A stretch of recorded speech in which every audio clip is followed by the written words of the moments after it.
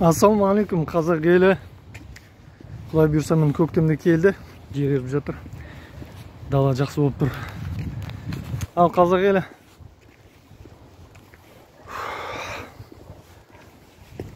Енді бір тақырыпты қайталайтын құдалай берді деп ойламаңыздар, бірақ та айтамыз да, айта беремін де.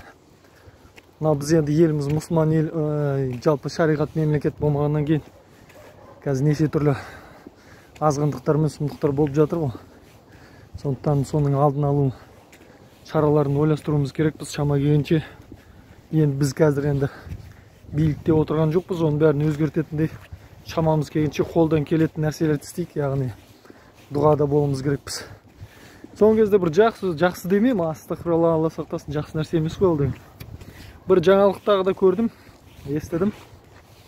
Енді оны жаңағында бір нәрсе себеп болады дейді ғой. Өзі Аллах тағала негізі соның бәрін айтып өзі білдіріп көрсетіп отырады екен ғой. Мына зинақорлық жайында айтайын дегенім, қазіргі жаңағы неміз темамыз зинақорлық туралы айтылады. Соны айтайын дегенім қысқасы, мен мына жерде мынандай күйіп пісіп жатсам, зинақорлық туралы сайтқа дейін ашып тастапты ғой бізде масқара. Ол анау бұрында друг вокруг деген сияқты жаңағындай. Соны тағы да бір әлеуметтік желілер бар кезде сондай неше түрлі сол жерде азғындықтардың түр-түрін көріп соны таңғалушы едік. Қазір енді ол жерде басқа ұлттың қыздары ғана жүретін, басқа ұлттың қыздары ғана. Қазір енді масқара қазақтың қыздары да ашық жарнамалап сондай сайтқа өздерінің суреттеріне дейін қоятын болыпты. Масқара ал керек болса ағайындар. Ал не дейсіздер енді? Сұмдық болды, сұмдық. Бұны біз тоқтатпасақ болмайды ағайын. Тоқтатқанда енді оны айтады ғой, бір жаман нәрсе көрсеңдер, қолмен тоқтатуға тырысыңдар, қолмен болмаса сөзбен тоқтатуға тырысыңдар дейді, тілмен. Сөзбен тоқтата алмасаңдар, тым болмаса жүрекпен жек көріңдер дейді. Енді мен сендерге айғаяттан көтеріліске шық деп отқан жоқпын, Құдай сақтасын. Ешкімді ұрып соғып өлтір деп отқан жоқпын. Мынау бізге енді дұғада болу керек та, дұғада. Қазақстанымызда ондай зинақорлық болмасын, Қазақстанымызда ондай жолға түспесін қыздарымыз деп дұға қылу керек. Сол сізге мына айтатын деген нәрсем, тағы да мына қазақтың қыздарының басқа ұлттармен оп-оңай зина жасап отқаны мен қатты намысыма тиеді. Қатты намысыма тиіп, осындай видеолар түсіруге мен мәжбүр болып тұрмын қазір. Сол тағы да мысалға айтатын болсақ, жаңағындай мысалға басқа ұлттың азаматтары некесіз біздің қыздарымызбен зина жасап жатыр.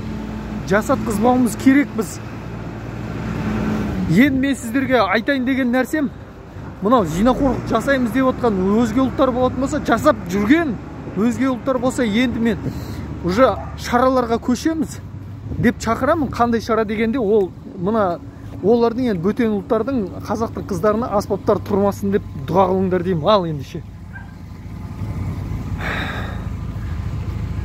ұлы сөзде ұлы ұяттық жоқ дейді. Осындай нәрсені айтуға мәжбүр болып тұрмын ағайындар қазір. Бұл мысалға зинақорлықты соңғы жаңағында неше түрлі ұятсыз сайтта жарнамалаған кезде, айтқан кезде, қыздарымыз сондай нәрсені жасаған кезде, мысалға арланбайды, мысалға ұялмайды да, біз мынандай нәрсені мысалға жамандықтан тиіп, жақсылыққа шақырудан неге біз арланымыз керекпіз? Неге біз деген ондайға жол беруіміз керекпіз? Біз ежелден бері қазақ деген намысшыл сондай мықты халық едік қой. Кенесары бабамыздың кезінде, анау Кенесары бабам мына жақта осы Астана, Қарағандыда жүрген кезде, ана жақта Атырау, Ақтау жақта қазақтың бір қызын, Алматы облысында ма, сол жақтарда жоңғардың адамдары қазақтың намысын тапты, қазақ қызын намысын қорлаған дегенді естіп, соншама қаншама километр жерден сол жерге дейін атпен күндіз түні ұйықтамай барып, жаңағы жоңғарлардың барып басын алған емес па? Біз сондай елдің, сондай батырлардың ұрпағы емеспіз бе едік ағайындар.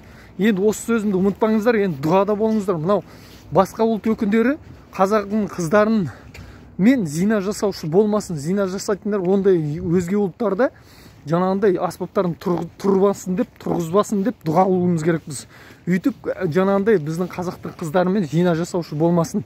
Некесіз, тем более мұсылмен емес адамдар біздің қазақтың қыздарымен жыныстық қатынасқа түсуші болмасын деп дұға қылу керекпіз. Және мынау ұятсыз сайттарды жаптырғаннан бұрын зинақорлық болмасын деп дұға қылуымыз керекпіз біз Қазақстанымызда. Осы орайда тағы да бір нәрсе айта кететін нәрсе, бәрібір соның бәрі сол шариғатқа келіп тіреледі, шариғатта сол сұрақтарға жауап табылады. Мынандай нәрсе айтылған, ақыр заман жақындаған кезде адамдарда намыс азаят деген, сол заманға келдік біз ағайын. Намыс өте төмен қазір бізде. Мен анадан бері мысалға қаншама не еттім, видео жазып, шақырып, ана телеграм арнасын аштым, сол жерге келіңіздер, жаңағындай хабарласыңыздар, сол жерде өз ойларыңызды айтыңыздар деп жатырмын. Бір адам анадан бері, осыдан бір аптадан кейін, бір адам ішіне кіріп, сол ғана жаңағы жерде отыр. Сол жек, оған Алла риза болсын бауырымызға. Сол мысалға қазағымыз үшін не істейміз, не жасаймыз деген кезде, көрдіңіздер ма? Біз өзіміз өте жуас қалыппыз да, және өзіміз әрекет етпейміз де, іштен істегіміз келмейді мысалға. Енді тым болмаса осы видеоның астына комментарийларыңызды, лайктарыңызды аямай басып, еліміздің жағдайын осы видеомен таратып, елімізді мына зинақорлықтан тоқтатуымыз керекпіз. Енді парақорлық жаңағы не деген енді ол, оны ақырындап тоқтатамыз ғой, бірақ мына біз қазақтың намысын жаңағындай нетпесек, қорғамасақ, мынау болмайды ағайындар. Сондықтан жарайды ағайындар. Мен енді ешкімнің жаңағындай бостан босқа мазасын алмайын, алғандай жаңағындай не етпейін, босқа көп сөйлеп кеткендей болмайын. Осы нені видеомен бөлісіңіздер. Мына неден көп қоямын өзім. Көресіздер өздеріңіз. Басқа жаққа жаңағындай тарата отырасыздар. Ана жерде өзім реквизиттарымды да жазып қоямын. Қолдауларыңызды сұраймын. Алла ризалық үшін деп, еліміз үшін біз өзіміз дұғада болуымыз керекпіз ағайын. Бұл күлкілер нәрсе емес ағайын, бұл күлкілер нәрсе емес. Өтте жылайтын нәрсе бұл деген, өтте жылайтын нәрсе. Сұмдық ағайындар. Жарайды. Ассалаумағалейкум, сау болыңыздар.